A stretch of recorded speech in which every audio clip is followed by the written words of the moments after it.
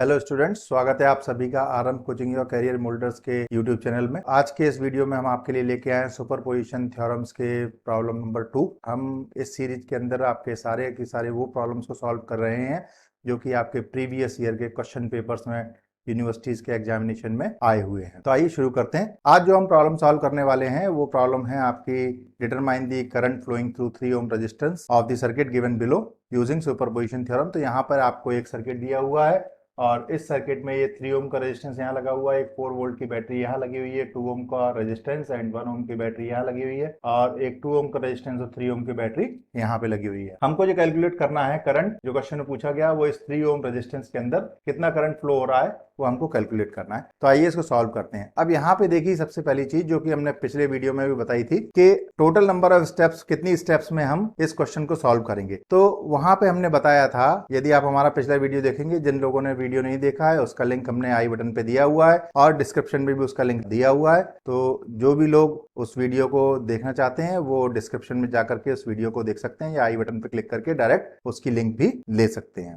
तो आइए सॉल्व करते हैं इस क्वेश्चन को। तो यहाँ पे देखिए 3 वोल्टेज सोर्स दिए हुए हमको, एक 4 वोल्ट का ये दिया हुआ है, एक 1 वोल्ट का ये दिया हुआ है और एक 3 वोल्ट का वोल्टेज सोर्स हमको यहाँ पे दिया हुआ है। तो टोटल यहाँ पे नंबर ऑफ वोल्टेज सोर्स 3 हैं। तो इसलिए इस क्वेश्चन को सॉल्व हम करेंगे जितने वोल्टेज सोर्स होंगे उससे एक ज्यादा स्टेप में। अगर 2 वोल्टेज सोर्स हैं तो 3 स्टेप में क्वेश्चन सॉल्व होगा, अगर 3 वोल्टेज सोर्स हैं तो 4 स्टेप्स में ये क्वेश्चन सॉल्व होगा। तो यहाँ पे इस क्वेश्चन में 3 वोल्टेज सोर्स दिए हुए हैं, 4 वोल्ट, 1 वोल्ट एंड 3 वोल्ट। तो इसलिए इस क्वेश्चन को सॉल्व करेंगे हम 4 स्टेप्स में। तो आइए सबसे पहली स्टेप हम देखते हैं। स्टेप नंबर 1 में हम क्या करेंगे? Step number 1। तो स्टेप नंबर 1 में क्या करेंगे? हम एक वोल्टेज सोर्स को हम कंसीडर करेंगे एट ए टाइम और रिमेनिंग जो हमारे 2 वोल्टेज सोर्स हैं उनको डीएक्टिवेट कर देंगे। तो डीएक्टिवेशन के लिए हम क्या करेंगे? अगर हमारे पास में वोल्टेज सोर्स दिया हुआ होता है तो हम उसको इंटरनल रेजिस्टेंस से रिप्लेस कर देते हैं और यदि बैटरी का इंटरनल रेजिस्टेंस नहीं दिया गया है तो हम वोल्टेज सोर्स को शॉर्ट सर्किट से रिप्लेस करते हैं और यदि वोल्टेज सोर्स की जगह करंट सोर्स दिया गया हो तो हम उसको ओपन सर्किट से रिप्लेस कर देते हैं। तो इस तरीके से डीएक्टिवेशन का प्रोसेस होता है। तो यहां पे चूंकि हमको वोल्टेज सोर्स दिया हुआ है और इस वोल्टेज सोर्स का कोई भी इंटरनल रेजिस्टेंस नहीं दिया हुआ है तो हम इन वोल्टेज सोर्स को रिप्लेस करेंगे शॉर्ट सर्किट से। तो आइए फर्स्ट स्टेप में हम क्या करेंगे कि फर्स्ट स्टेप में हम कंसीडर करेंगे इस 4 वोल्ट के वोल्टेज सोर्स को और इस 1 वोल्ट के वोल्टेज सोर्स को, इस 3 वोल्ट के वोल्टेज सोर्स को हम डीएक्टिव कर देंगे। काहे से? शॉर्ट सर्किट से रिप्लेस करके। तो जो हमारा सर्किट बनेगा वो देखिए किस तरीके का बनेगा। ये सर्किट हमारा रिप्लेस होकर के हो जाएगा कुछ इस तरीके का। यहाँ पे ये 4 वोल्ट की बैटरी लगी हुई है, ये इसका पॉजिटिव टर्मिनल, ये नेगेटिव टर्मिनल, 4 वोल्ट की बैटरी और इसके बाद में ये हमारा 3 ओम का रेजिस्टेंस कनेक्टेड है, ये टर्मिनल ए और ये पॉइंट बी या टर्मिनल बी और इसके बाद में यहाँ पर ये रेजिस्टेंस हमारा कनेक्टेड है 2 ओम का और ये 1 वोल्ट की जो बैटरी है इसको हम शॉर्ट सर्किट से रिप्लेस कर देंगे। ये हमने रिप्लेस कर दिया इसको शॉर्ट सर्किट से। ये 2 ओम का रेजिस्टेंस हो गया हमारा और यहाँ पे जो थर्ड ब्रांच है यहाँ पे एक 2 ओम का रेजिस्टेंस यहाँ कनेक्टेड है। तो हमने ये 2 ओम का रेजिस्टेंस यहाँ कनेक्ट कर दिया और इस 3 वोल्ट की बैटरी को हम रिप्लेस कर देंगे शॉर्ट सर्किट से। तो जो हमारा सर्किट बन के आएगा वो कुछ इस तरीके का होगा। अब इसके बाद में हम क्या करेंगे? इसके बाद में हम देखेंगे कि इस 4 ओम के वोल्टेज सोर्स के कारण जिस ब्रांच में हमको करंट निकालना है, हमको किस ब्रांच में निकालना है? इस ब्रांच में निकालना है। हमको 3 ओम के इस रेजिस्टेंस से कितना करंट फ्लो होगा वो कैलकुलेट हम करेंगे। तो देखिए किस तरीके से करेंगे हम उसको सॉल्व। तो फर्स्ट ऑफ ऑल हम इस सर्किट का टोटल रेजिस्टेंस कैलकुलेट करेंगे। तो हमको ये पता लग जाएगा कि यहां से टोटल कितना करंट फ्लो हो रहा है। तो हम मान लेते हैं, ये स्टेप नंबर 1 में हम मान लेते हैं कि यहां से हमारा I1 करंट फ्लो होगा। तो इस I1 करंट को कैलकुलेट करने के लिए हमें क्या करना पड़ेगा? सबसे पहले हमको इस सर्किट का टोटल रेजिस्टेंस कैलकुलेट करना पड़ेगा। तो इस सर्किट का टोटल रेजिस्टेंस कितना होगा उसको सॉल्व करते हैं हम। तो देखिए मान लेते हैं हम यहां से हम चलेंगे जब, तो इस पॉइंट पे देखिए यहां पे करंट डिवाइड होगा। तो जब यहां पे करंट डिवाइड होगा तो करंट का एक पार्ट इधर जाएगा और एक 2 ओम रेजिस्टेंस में और एक पार्ट यहां जाएगा इस 2 ओम रेजिस्टेंस वाली ब्रांच में। ओके, तो इसका मतलब क्या हुआ कि ये 2 ओम का रेजिस्टेंस और ये 2 ओम का रेजिस्टेंस आपस में पैरेलल कॉम्बिनेशन में है और इन दोनों 2 ओम के रेजिस्टेंस का पैरेलल कॉम्बिनेशन इस 3 ओम के रेजिस्टेंस के साथ में सीरीज में कनेक्टेड है। तो जो टोटल रेजिस्टेंस हमको मिलेगा वो क्या मिलेगा, मान लेते हैं हम स्टेप नंबर 1 का रेजिस्टेंस टोटल मिला हमको R1, इसको हमने नाम दे दिया। और R1 इज इक्वल टू क्या हो जाएगा, इस 3 ओम का रेजिस्टेंस, ये क्या है, ये पैरेलल कॉम्बिनेशन के साथ में सीरीज में कनेक्टेड है, तो हो जाएगा 3 ohm plus parallel combination of 2 ohm and 2 ओम। तो इसको आगे हम सॉल्व करें तो क्या होगा, 3 ओम प्लस इन दोनों का पैरेलल कॉम्बिनेशन क्या होगा, 2 इंटू 2 अपॉन 2 प्लस 2।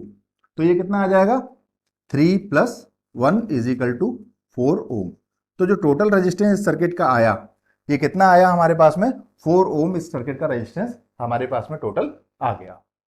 अब हम कैलकुलेट करें कि यहां पे कितना करंट फ्लो होगा। तो सबसे पहले तो हम कैलकुलेट करेंगे टोटल करंट I1 कितना फ्लो हो रहा है। तो I इज इक्वल टू, यहां पे हम लगाएंगे I is equal to V upon R, Ohm's law का यूज करेंगे। तो करंट कैलकुलेट करें हम यहां पे, तो देखिए ये I1 करंट कितना आएगा हमारा, I1 इज इक्वल टू आएगा V अपॉन R1, और V की वैल्यू कितनी दी हुई है हमारी, 4 वोल्ट, तो हम लिखेंगे 4 वोल्ट। और टोटल रेजिस्टेंस कितना आया हमारा, 4 ओम, तो ये हम लिखेंगे 4 ओम। तो I1 की वैल्यू हमारे पास में आ गई कितनी, 1 एम्पियर। इतना करंट हमारा टोटल इस बैटरी से फ्लो होगा। अब हम देखें कि इस ब्रांच से कितना करंट फ्लो होगा। तो हम ये मान लेते हैं कि जब ये करंट यहां से होकर के आएगा, तो ये करंट है यहां पे इस ब्रांच में जो आएगा, उस करंट को हमने नाम दे दिया, मान लीजिए I1 डैश। ठीक है, अब I1 डैश की वैल्यू क्या होगी, तो देखिए यहां से टोटल करंट I1 चल रहा है, तो यहां पे जो टर्मिनेट होगा बैटरी पे, वो टोटल I1 करंट टर्मिनेट होगा। इसका मतलब ये टोटल I1 डैश करंट जो है उसकी वैल्यू इस I1 करंट के बराबर होगी। तो इसलिए हम यहां पे लिखेंगे I1 is equal to I1 dash is equal to 1 ampere. और इसकी डायरेक्शन क्या होगी I1 डैश की, B टू A। तो हम यहां लिखेंगे इसकी डायरेक्शन B टू A। तो इस तरीके से ये हमने इस 3 ओम रेजिस्टेंस वाली ब्रांच में करंट कैलकुलेट कर लिया due to this 4 volt battery. अब सेकंड स्टेप में हम क्या करेंगे कि अभी हमने ये 4 वोल्ट की बैटरी को कंसीडर किया था, अब हम इस 4 वोल्ट की बैटरी को शॉर्ट सर्किट से डीएक्टिवेट कर देंगे और इन दो में से किसी एक वोल्टेज सोर्स को हम कंसीडर करेंगे। तो हम सेकंड स्टेप में कंसीडर करेंगे इस 1 वोल्ट की बैटरी को। तो देखिए सर्किट हमारा किस तरीके से बन जाएगा, उसको देखिए। ये सर्किट हमारा बनेगा कुछ इस तरीके का। ये 4 वोल्ट की बैटरी को हमने शॉर्ट सर्किट से रिप्लेस कर दिया, और यहाँ पे हमारा लगा हुआ है ये 3 ओम का रेजिस्टेंस, ये पॉइंट ए हो गया, ये पॉइंट बी हो गया, और मिडिल ब्रांच में यहाँ पे एक 2 ओम का रेजिस्टेंस है ये, और इसके साथ में लगी हुई है हमारी 1 वोल्ट की बैटरी। ये बैटरी का नेगेटिव टर्मिनल और ये पॉजिटिव टर्मिनल, और इसको यहाँ कनेक्ट कर दिया। और थर्ड ब्रांच में हमारा एक 2 ओम का रेजिस्टेंस लगा हुआ है, तो ये हमने 2 ओम का रेजिस्टेंस हमने कंसीडर कर लिया, और इस बैटरी सोर्स को हम डीएक्टिवेट कर देंगे और रिप्लेस कर देंगे शॉर्ट सर्किट से। तो यहाँ पे हमने इसको डीएक्टिवेट कर दिया और इसको रिप्लेस कर दिया शॉर्ट सर्किट से। तो इन दोनों बैटरी को हमने शॉर्ट सर्किट से रिप्लेस कर दिया। अब वही प्रोसेस हम जो कि हमने स्टेप नंबर 1 में किया था, वही हम यहाँ पे भी करेंगे। अब यहाँ पे देखिए हमको कैलकुलेट करना है कि इस बैटरी से टोटल कितना करंट फ्लो होगा। तो हम इसको मान लेते हैं कि टोटल करंट I2 फ्लो होगा, और इस ब्रांच से, इस 3 ओम वाली ब्रांच से, या BA जो हमारा जिसके बीच में 3 ओम का रेजिस्टेंस लगा हुआ है, यहां से जो करंट फ्लो होगा इसको हम मान लेते हैं I2 डैश है। तो हमको कैलकुलेट करना है इस I2 डैश की वैल्यू को। तो सबसे पहले हम इस I2 की वैल्यू को कैलकुलेट करेंगे, यहां से कितना करंट फ्लो हो रहा है। तो देखिए यहां पे टोटल इस 1 वोल्ट की बैटरी को जो रेजिस्टेंस ऑफर होगा इस सर्किट का, उसको कैलकुलेट करना पड़ेगा। तो इस रेजिस्टेंस को हम मान लेते हैं कि ये रेजिस्टेंस हमारा है R2, और इसको हम सॉल्व करें। तो इसको सॉल्व करने के लिए देखिए कि ये 3 ओम रेजिस्टेंस और ये 2 ओम रेजिस्टेंस का पैरेलल कॉम्बिनेशन है इस 2 ओम रेजिस्टेंस के साथ में सीरीज में। तो इसका जो टोटल रेजिस्टेंस आएगा वो क्या आएगा, ये 2 ओम का रेजिस्टेंस प्लस ये सीरीज में है इन दोनों के पैरेलल कॉम्बिनेशन 2 ओम और 3 ओम के साथ में। तो देखिए ये हो जाएगा 3 ओम इन पैरेलल, ये हमारा टोटल रेजिस्टेंस होगा। इसको कैलकुलेट करें तो ये आएगा R2 is equal to 2 plus 3 into 2 upon 3 plus 2, और यदि हम इसको सॉल्व करेंगे तो ये हमको मिलेगा 3.2 ओम। इतना रेजिस्टेंस ये हमको मिलेगा यहाँ पे।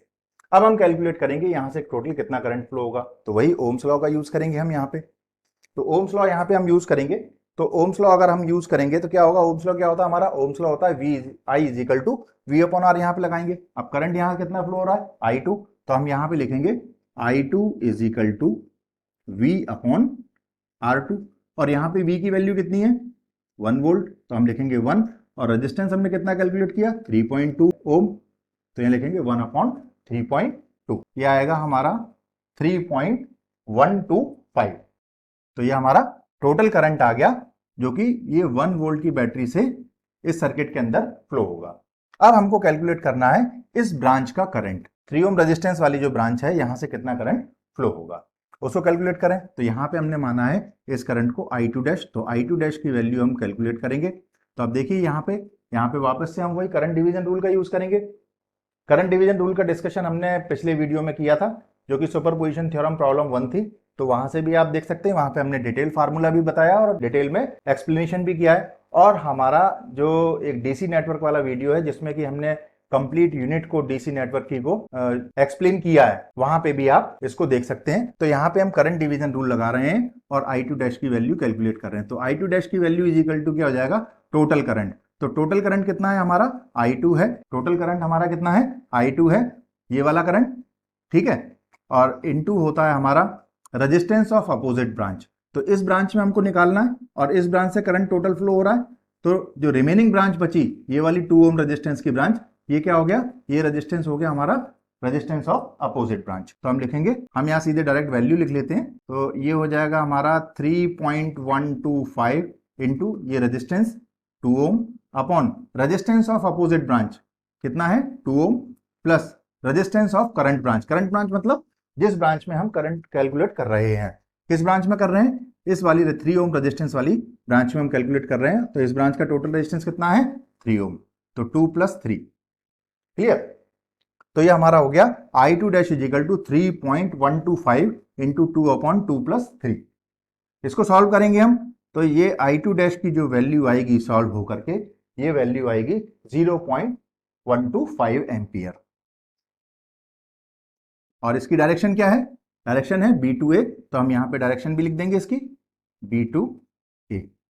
जब भी करंट को कंसीडर कर रहे हैं तो हमेशा ध्यान रखिए कि करंट की डायरेक्शन का कंसीडरेशन बहुत जरूरी है। तो ये हो गई हमारी स्टेप नंबर 1 और स्टेप नंबर 2। सिमिलरली हम स्टेप नंबर 3 को भी सॉल्व करेंगे। तो स्टेप नंबर 3 को हम यहां सॉल्व कर लेते हैं, मैं इसको रब कर देता हूं, और जो स्टेप नंबर 1 का जो मेरा टोटल करंट था उसको मैं यहां लिख लेता हूं, और ये आया था I1 dash is equal to मेरा 1 एम्पियर, और इसकी डायरेक्शन थी B2A। नाउ अब हम स्टेप नंबर 3 की तरफ चलते हैं।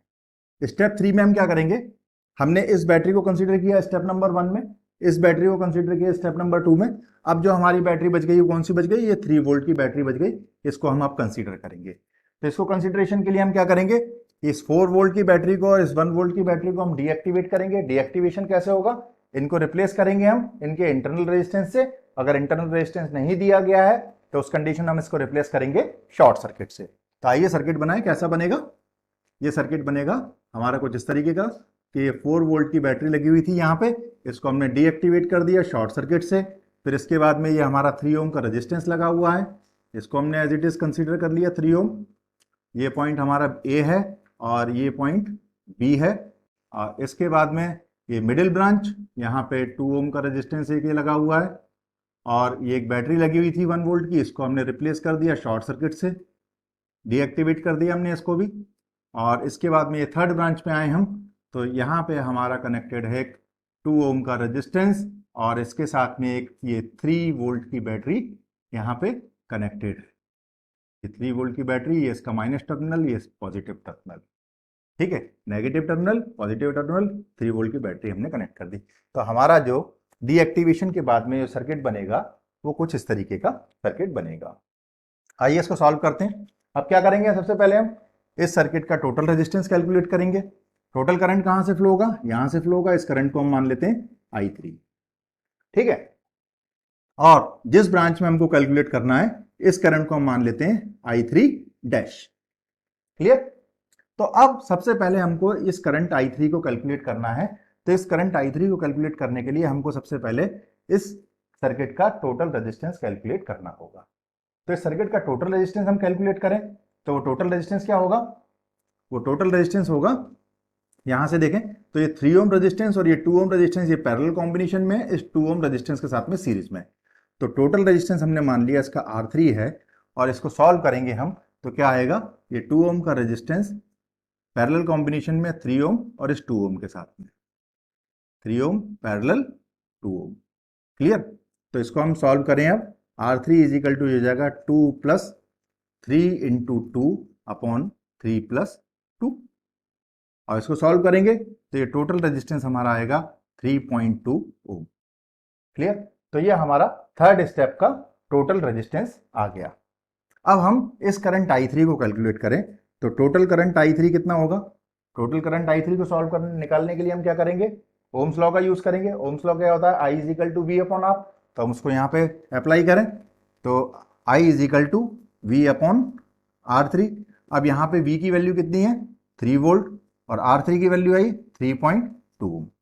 इसको सॉल्व कर लीजिए, इसको यदि आप सॉल्व करेंगे तो ये वैल्यू आएगी 0.9375 एम्पियर। अब हमको कैलकुलेट करना है इस I3 डैश की वैल्यू को। तो इस I3 डैश की वैल्यू को हम सॉल्व करें तो यहाँ पे वापस से वही करंट डिवाइड हो रहा है यहाँ पे इस पॉइंट पे, तो हम करंट डिवीजन रूल लगाएंगे और करंट डिवीजन रूल हम ठीक वैसे ही लगाएंगे जैसे कि हमने स्टेप नंबर 2 में लगाया था।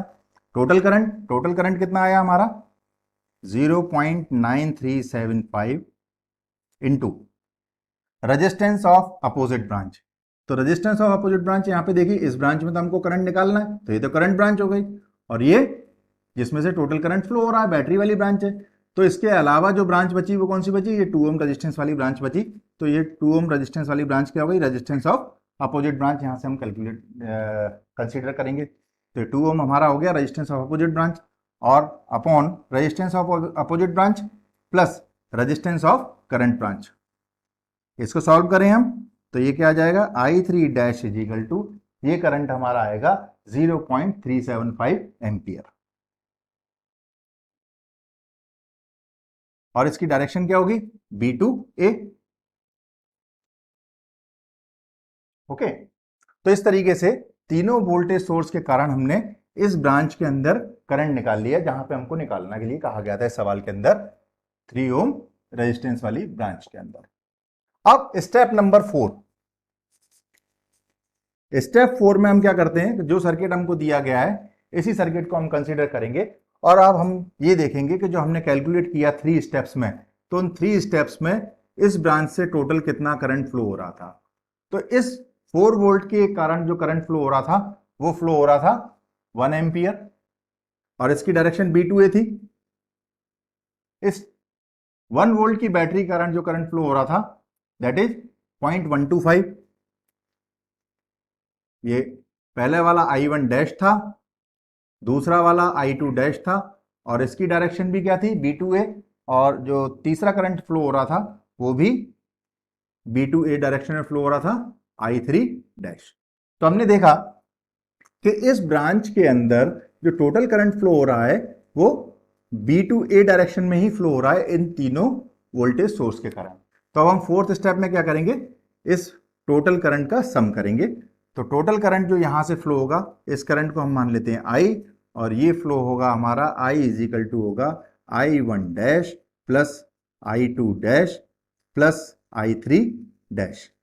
ये प्लस इसलिए हुए क्योंकि तीनों करंट का डायरेक्शन सेम है, B2A है। अगर इनमें से किसी एक करंट का डायरेक्शन अगर डाउनवर्ड डायरेक्शन में होता तो वो माइनस हो जाता। तो इसको कंसीडर करेंगे हम तो ये हो जाएगा हमारा I is equal to I1 dash की वैल्यू आई थी हमारी 1 एम्पियर प्लस I2 डैश की वैल्यू आई थी 0.125 एम्पियर और प्लस I3 डैश की वैल्यू आई थी हमारी 0.375 एम्पियर।